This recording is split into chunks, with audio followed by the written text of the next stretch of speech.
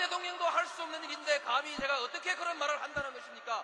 이치에 닿지 않는 말을 가지고 사람을 이렇게 몰아해서는 안 됩니다.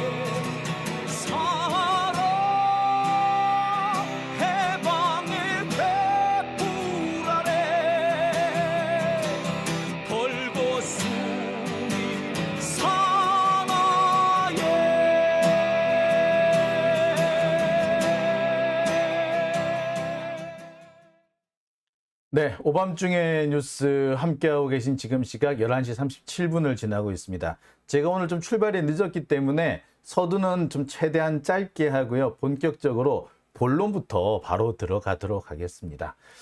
자, 김학관님, 초록맘님, 사랑하는 여보야와 함께님 오셨고요. 쿨피님, 홍순기님 오셨습니다. 순데렐라님 오셨고요.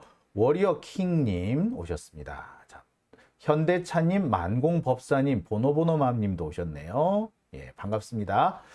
자, 그러면 오늘 제가 준비한 첫 번째 주제부터 하나씩 좀 풀어가 보겠습니다. 오늘 제가 준비한 첫 번째 주제는요. 이재명 대표 얘기를 해볼까 합니다. 검찰 향한 이재명의 일갈. 자신 있으면 비회기 때 영장 쳐봐. 예, 제가 참 이 대목을 보고 상당히 통쾌하다라는 생각을 좀 했었습니다. 오늘 이재명 대표가 여러분들 잘 아시다시피 이 검찰청에 출석을 했죠. 검찰청 오늘 이번이 4번째 출석이에요. 아, 참 보면은 검찰도 참 징하다라는 생각이 들어요. 정말 징하죠. 예, 이 카메라가 살짝 조금 위치가 조금 틀어졌습니다. 조금 옮기도록 할게요. 예, 네. 자, 이제 좀 제대로 됐네요. 자, 이게 카메라 위치라든지 각도에 따라 가지고 조금씩 제 얼굴 색깔도 좀 틀려지고 그래서 요즘 좀 제가 좀 신경을 좀 쓰고 있습니다. 자, 오늘 제가 준비한 첫 번째 주제, 검찰 향한 이재명의 일갈. 자신이 있으면 비회기 때 영장 쳐봐. 예, 이겁니다. 이재명 대표가 오늘 4번째 검찰 출석을 했습니다. 지금까지는 검찰 출석할 때 그렇게 입장 발표를 길게 하진 않았는데 오늘 10분 정도로 좀 길게 입장 발표를 했습니다. 참 제가 그걸 보면서 여러 가지 생각을 할 수밖에 없었어요. 참 이재명 대표도 참 속이 아니겠다. 참 속이 문드러졌겠구나라는 생각이 듭니다. 지금의 검찰 이 태도를 보면요. 오로지 목표는 하나, 이재명을 죽이겠다는 겁니다. 이유는 간단해요. 지금 윤석열 정권을 보면서 여러분, 윤석열 정권 얼마나 갈 것 같아요? 글쎄, 잘 모르는 사람도 쟤들 얼마 못 간다. 거의 눈에 보이지 않습니까? 그죠? 얼마 못 갈 것 같다라는 게 뭐 뻔히 보이는 거예요. 그러니 이걸 우리만 보겠습니까? 검찰들도 보겠지. 검찰들 지들이 보기에도 아이고 이 정권 오래 못 가겠는데?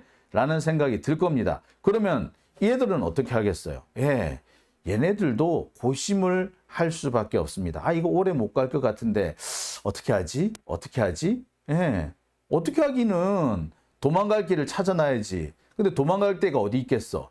다음 정권이 들어서면요. 어떤 정권이 들어가든 간에 검찰은 박살이 날 겁니다. 검찰이 박살을 피하는 방법은 사실 몇 가지가 안 돼요. 그 중에 한 가지가 검찰이 계속해서 집권을 하거나 그게 아니라면은 검찰을 두들겨 팰 수 없는 사람이 집권을 하도록 만들든가. 그러니까 이재명 같이 누가 보더라도 이재명이 되면 검찰은 죽었어. 라는 생각이 들 테니까 이재명이 대통령이 되면 안 되겠죠. 일단 죽여놓고 보는 겁니다. 그러니까 자신들이 만만할 수 있는, 자신들이 만만하게 다룰 수 있는 그런 사람이 정권을 잡기를 바라는 거겠죠. 네. 그러다 보니까 가장 죽이고 싶은 사람이 이재명이고 수단과 방법을 가리지 않고 죽이는 겁니다. 그래서 뭘로 이재명을 죽일 수 있을까? 지들도 몰라. 그러니까 뭐 아무나 하나 걸려라, 아무거나 걸려라 하고 막 던지는 겁니다. 뭐 하나 걸리겠지. 지금 이재명 대표의 네 번째 출석이라는 것이 이런 의미입니다. 누구나 다 이제는 알죠. 누구나 다 눈에 보이는 상황입니다. 자, 이재명 대표가 오늘 4차 출석을 하면서 그런 얘기를 한 겁니다. 이 백현동 개발과 관련돼서 자신의 입장, 그리고 내가 검찰에 가서 무슨 얘기를 하겠다는 내용이 좀 포함이 됐어요. 검찰은 이 백현동 관련 개발이 배임이다. 특히 이 식품연구원 부지를 민간이 개발하도록 한 것이 배임이다. 라는 식으로 이렇게 몰고 가려고 하고 있습니다. 참 배임 많이 갖다 쓴다. 그죠? 말도 안 되는 얘기를 하고 있는 거죠. 자, 뭐 여러 가지 얘기가 있습니다. 뭐 오늘 제가 하고 싶은 얘기도 많은데요. 일단 이재명 대표의 오늘 얘기를 좀 듣고 발언 내용을 좀 듣고 그 다음부터 좀 풀어가 보겠습니다. 자, 이재명 대표가 오늘 한 얘기는 어떤 게 있었는지 오늘 검찰 출석하면서 했던 얘기 일단 들어보시겠습니다. 드리고 싶은 말씀을 드리도록 하겠습니다. 먼저 우리 국민 여러분께 죄송하다는 말씀을 드립니다. 국민의 삶이 어려울 때 정치가 국민의 삶을 보살피고 국민의 걱정거리를 덜어드려야 하는데 오히려 정치가 국민들을 걱정하게 하고 있습니다. 정치인의 한 사람으로서 국민의 이 어려운 삶을 제대로 바꿔내지도 못하고 정쟁으로 이런 험한 모습 보여드려 안타깝고 죄송합니다.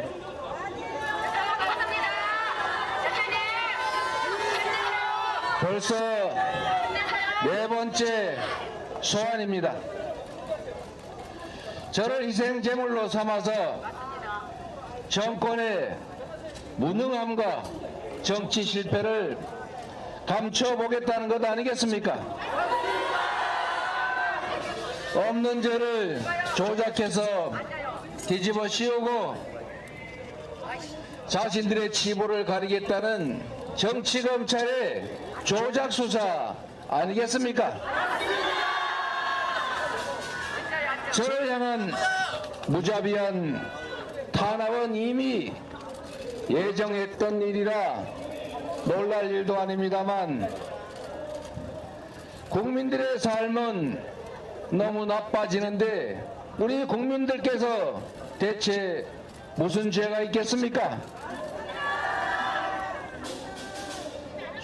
수백 명이 이유도 모르고 목숨을 빼앗겨도 아무도 책임지지 않는 이 불안한 나라, 상상을 초월하는 폭력 통치 때문에 두려움과 공포가 만연한 나라, 자유의 이름으로 각자 도생이 강요되는 벼랑 끝 사회, 국민들은 절망적인 하루하루를 보내고 있지 않습니까? 뉴스를 안 보는 것이 이 힘든 하루를 견디는 유일한 방법이라는 단식, 눈 떠보니 후진국이라는 한탄 소리를 들을 때마다 제가 고개를 들기가 어렵습니다. 이 모든 게 저의 부족함으로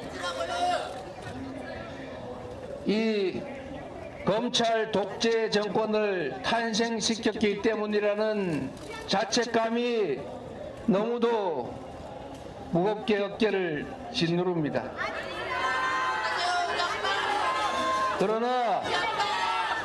그러나 저는 확신합니다. 역사는 더디지만 전진했고 강물은 굽이쳐도 바다로 갑니다.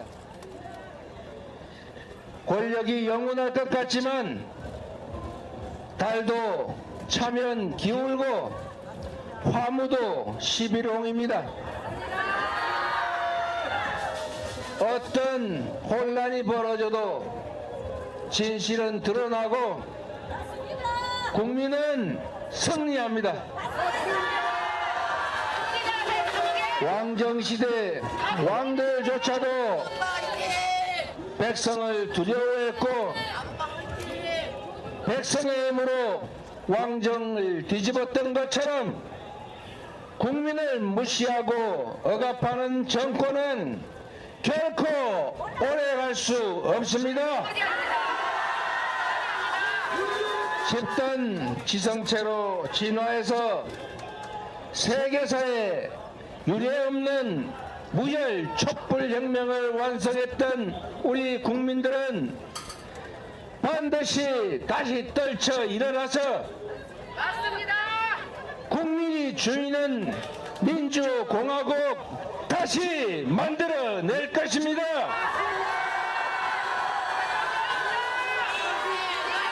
윤석열 정권은 기억하십시오. 역사의 심판에는 시효가 없습니다. 정권의 이 무도한 폭력과 억압은 반드시 심판받고 그 대가를 치르게 될 것입니다.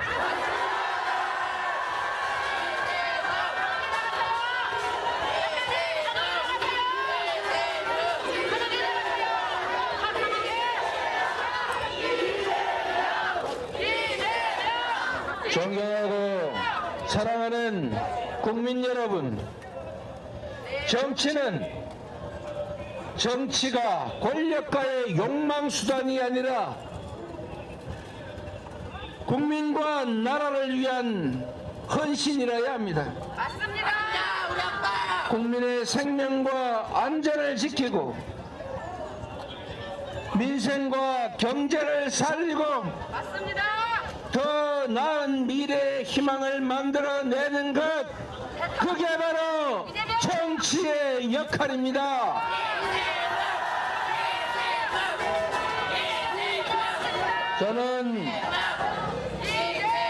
저는 권력이 아니라 세상을 바꿀 권한을 원했습니다.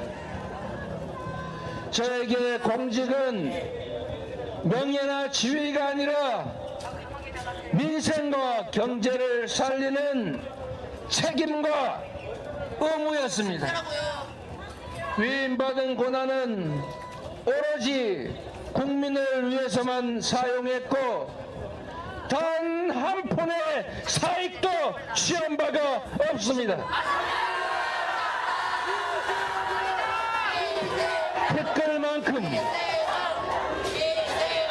댓글만큼의 부정이라도 있었으면 10여 년에 걸친 수백 번의 압수수색과 권력의 탄압으로 이미 포로가 돼서 사라졌을 것입니다. 비틀어진 세상을 바로 펴는 것이 이번 생에 저의 소명이라 믿습니다.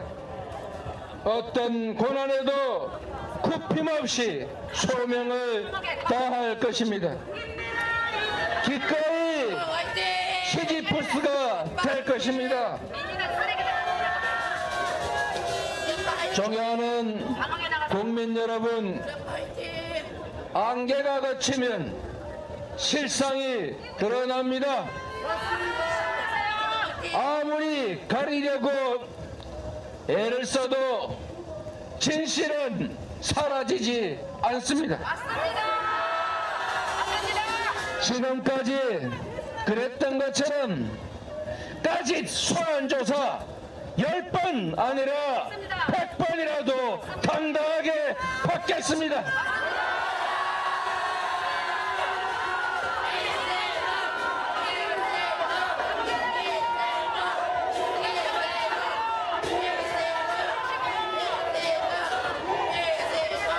말도 안 되는 조작 수사로 구속영장을 청구한다면 제발로 출석해서 심사받겠습니다. 맞습니다. 저를 보호하기 위한 돈 안 먹었으니까요. 국회는 따로 열리지 않을 것입니다. 검찰은 정치가 아니라 수사를 해야 합니다. 맞습니다. 회기 중에 영장 청구해서 분열과 갈등을 노리는 꼼수 포기하고 당당하게 비회기 때 청구하십시오.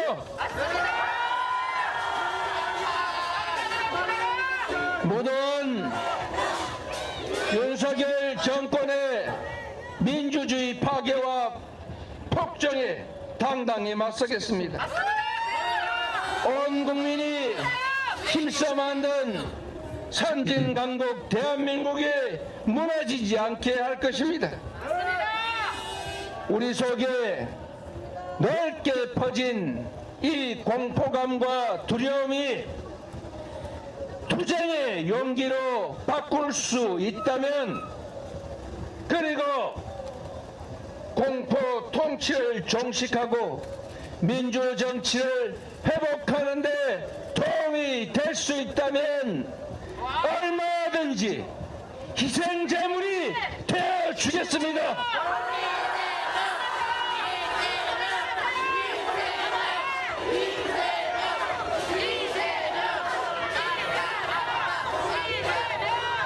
누군가의 희생 위에 역사와 민주주의가 전진해 왔던 것처럼 쓰러진 저를 디딤돌 삼아서 더 많은 이들이 어깨 걸고 전진해 갈 수 있다면 이건 역시 국가와 국민에 대한 기여와 헌신 아니겠습니까?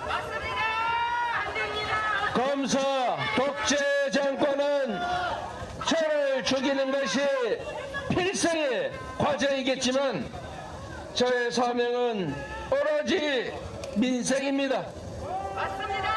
이재명을 죽여도 민생을 살리십시오. 아무리 이재명을 소환해도 정권의 무능과 실정은 가릴 수 없습니다. 국민을 억압하고 민주주의를 파괴하는 정권의 국가 폭력에 맞서서 흔들림 없이 국민과 함께하겠습니다. 소명을 다하는 그날까지 결코 멈추지 않을 것입니다. 고맙습니다.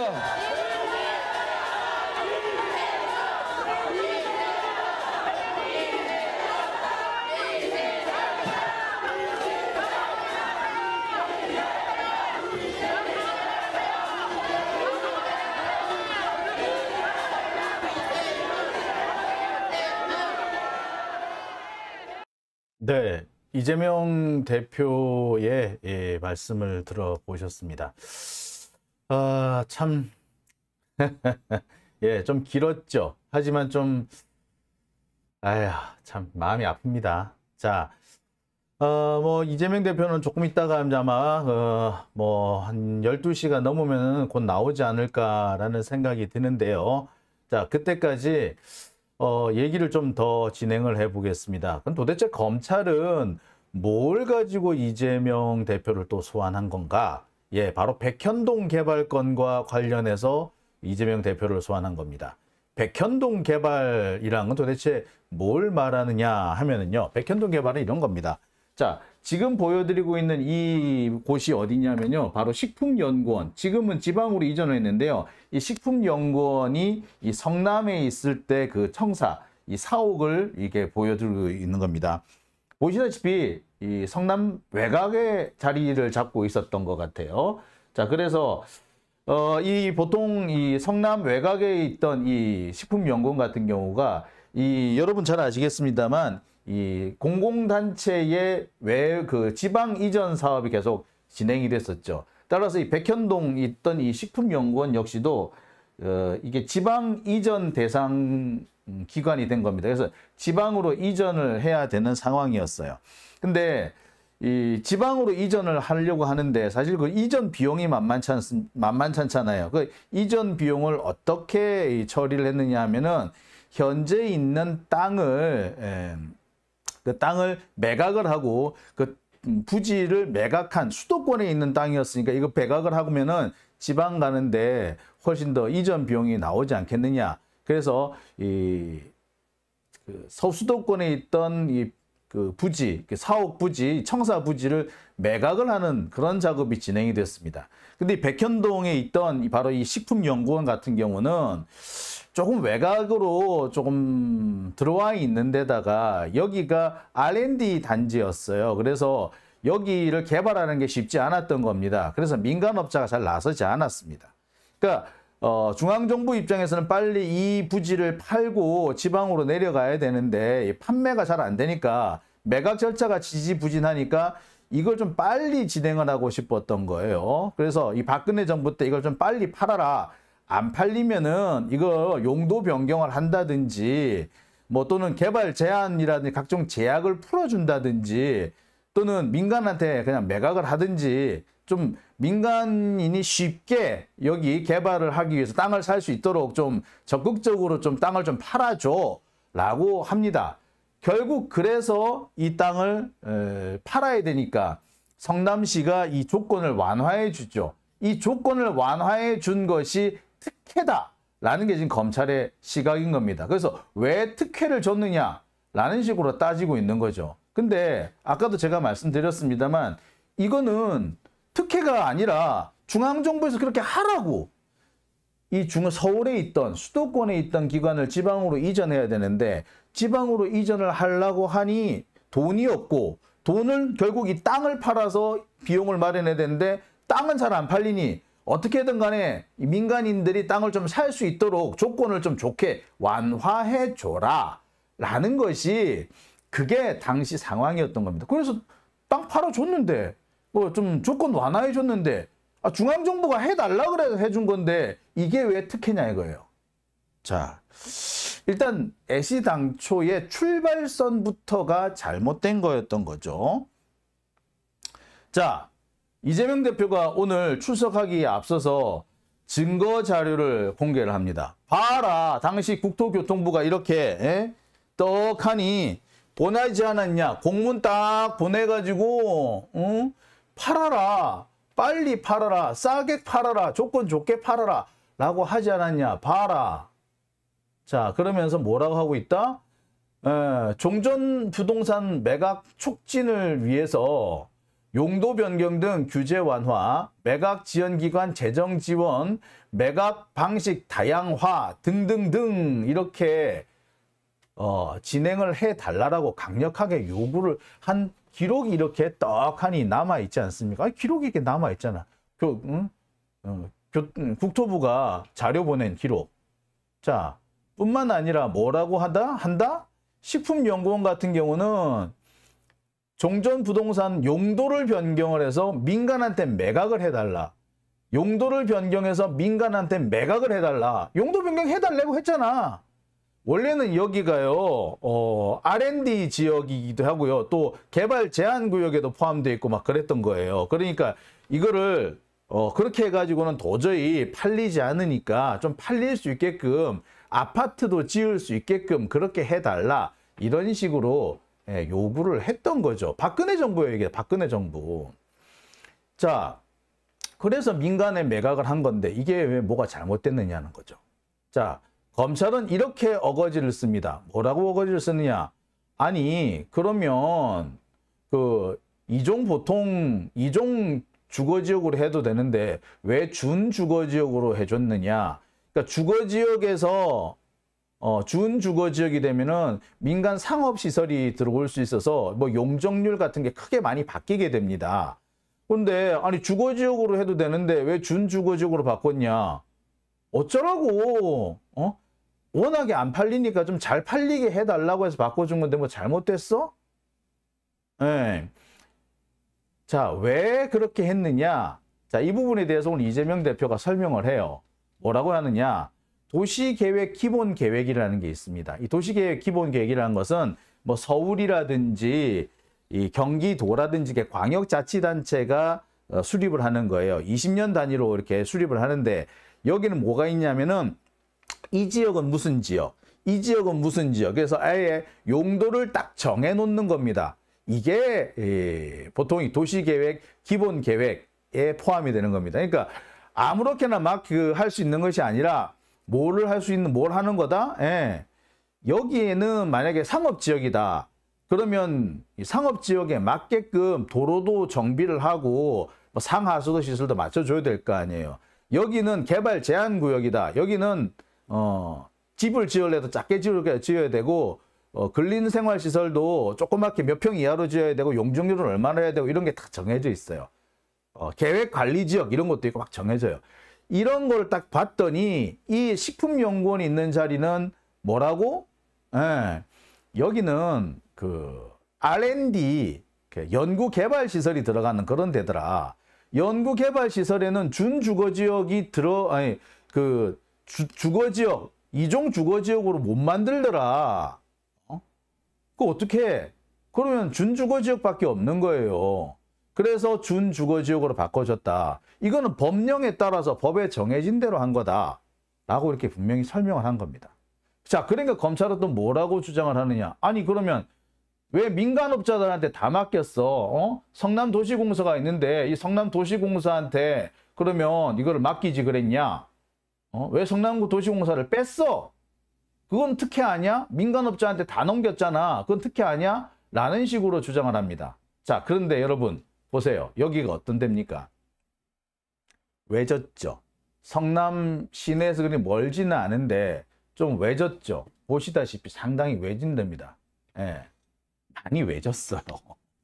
자, 외진 데가 되다 보니까 그래서 사실은 잘 안 팔렸던 겁니다. 그러니까 이런 지역에 보면 옆에 보니까 골프장 있고 그러잖아. 골프장 있고 한 이런 데를 여러분들 같으면 여기 그 주거지역 좀 그렇죠. 예. 여기는 그 민간업자들이 잘 들어설 수 있는 그런 곳이 아닌 거예요. 자, 그리고 이거를 공영개발을 한다고 해서 이게 쉽게 될 것 같지도 않은 데였던 거야. 그래서 민간업자들한테 그냥 팔아버린 거야, 쉽게. 근데 이거에 왜 문제가 되느냐는 거예요. 그리고 성남도시공사 배제한다고 해서 뭐 잘못됐냐 이거야. 반드시 성남도시공사를 포함시켜야 된다라는 그런 법도 없어. 그리고 빨리 하려면, 그리고 아까 뭐라고 돼 있었습니까? 민간에 매각하라고 국토부에서 요구를 했잖아. 민간에 매각하라고 성남도시공사가 끼지 말고 민간에 매각하라고 한 거 아니야. 그렇죠? 그리고 말이에요. 검찰은 도시공사를 참여시킨 대장동에서는 뭐라고 시비를 걸었습니까? 도시공사가 더 많은 이익을 가져가지 못했다라고도 시비를 걸었잖아요. 민간 개발하라고 한 지시를 따랐는데 그 지시를 따른 것도 문제고 도시공사가 참여가 되면은 검찰은 또 도시공사 참여시킨 거 가지고 또 시비 걸 거 아니야. 그럼 결국에 뭐가 됩니까? 예, 성남시로서는 다른 선택지가 없었다라고 볼 수밖에 없는 거예요. 그러니까 검찰은 이거 이렇게 하면 이렇게 했다고 저렇게 하면 저렇게 했다고 시비를 걸려고 했던 거죠. 자, 그러니 지금 검찰이 얼마나 엉터리로 수사를 했고 결과를 짜 맞추기 위해서 논리고 증거고 이런 것들을 다 갖다 끼워 맞췄는지 알 수 있는 대목이 아닌가라는 생각이 들어요. 그렇죠? 자, 답답합니다. 진짜 답답하죠. 예. 자, 이재명 대표 글쎄 오늘 지금 나왔나요? 예, 지금 종료가 돼서 이제 나오는 모양이네요. 예, 이제 좀 전에 그 속보가 떴네요. 이제 종료가 됐다라고 조만간 아마 나올 것 같습니다. 자, 나오게 되면은요, 제가 이 방송을 좀 더 관련된 방송을 좀 할 수 있으면 좀 준비를 한번 해보도록 하겠습니다. 지금 준비된 데가 있는지 모르겠네요. 델리민주에서 방송을 하고 있나요? 예, 아직 나오시진 않았군요. 그죠? 참 좀 전에 끝났다라고 그 기사는 뜨고 있는데 또 이게 또 나오지는 않고 있는 모양이네요. 아이고, 참 안타깝네. 아이고, 검찰 참 사람 괴롭힌다. 참 독한 놈들이다. 그죠? 그러니까 검찰이 왜 이렇게 독하냐? 이유는 간단해요. 검찰이 살려면은 저 방법밖에 없어요. 이재명 대표 지금 막 나오셨군요. 지금 방송을 좀 하는 데도 있고 아직 안 하는 데도 있고 그런 모양인데, 아이고, 참 속상하네. 아이고, 참 답답하네. 다행이네요. 진제방 나오셨다고 하네요.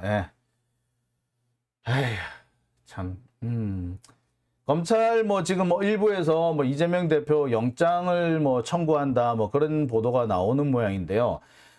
이번에는 영장 청구 못할 겁니다. 못하고 다음번에 조만간 그 쌍방울권과 관련해 가지고 같이 묶어서 진행을 하려고 할 겁니다. 아이고, 참. 일단 오늘 이재명 대표는요, 정치 검찰의 250쪽에 달하는 이 진술의 추궁에 맞서 가지고 30쪽 정도의 이 사전 서면 진술서를 준비를 한 걸로 알고 있습니다. 그러니까 이 검찰이 계속 이렇게 질문을 많이 만드는 이유는 같은 질문을 여러 번 반복해 가지고 말꼬투리를 잡을 수 있도록 그 여지를 만들기 위해 그러는 겁니다. 여러분들도 겪어보셨을 거예요. 같은 질문을 여러 번 반복하게 되면은 답이 조금씩 달라질 수밖에 없어요. 처음 한 5번 정도까지는 일관된 진술을 유지를 하는데 이게 5번, 6번, 7번, 9번 계속 늘어나면 나중에 조금씩 바뀌어요. 그러면 검찰은 그걸 가지고 물고 늘어지죠. 아까는 이랬는데 이번에 왜 이러노? 라는 식으로 해서 시비를 걸어요. 그러니까 이걸 또 나중에 언론 플레이를 하는데 써먹어요. 여기에 말려들지 않으려면 서면 진술서를 딱 내놓고 서면 진술서 낸 거 그대로 가라 마시죠. 라는 식으로 이렇게 하는 게 어떻게 보면 제일 정확할 수가 있는 겁니다. 굳이 추가로 설명해야 되는 부분이 있으면 추가로 설명을 하되 그 이상 그 같은 질문이 반복되는 경우에는 아까 이 관련해서 서면 진술서 한 게 있죠. 이걸로 가름할게요. 이렇게 하겠다는 겁니다. 자, 아마 그걸 때문에 그게 아마 다 끝난 것 같고요. 아까 9시 한 반 정도에 조사는 끝난 걸로 돼 있고 그 이후에 약 2시간 반 정도를 아마 그 진술 조서를 확인하는 절차를 좀 거치지 않았나라는 생각이 드네요. 아마 진술 조서 확인하는 데 시간이 좀 걸린 것 같습니다. 어쨌거나 마무리가 됐다니 다행이네요. 자, 오밤중의 뉴스. 제가 준비한 첫 번째 주제는 일단 여기까지입니다. 그러면 이어서 두 번째 주제로 넘어가 보겠습니다.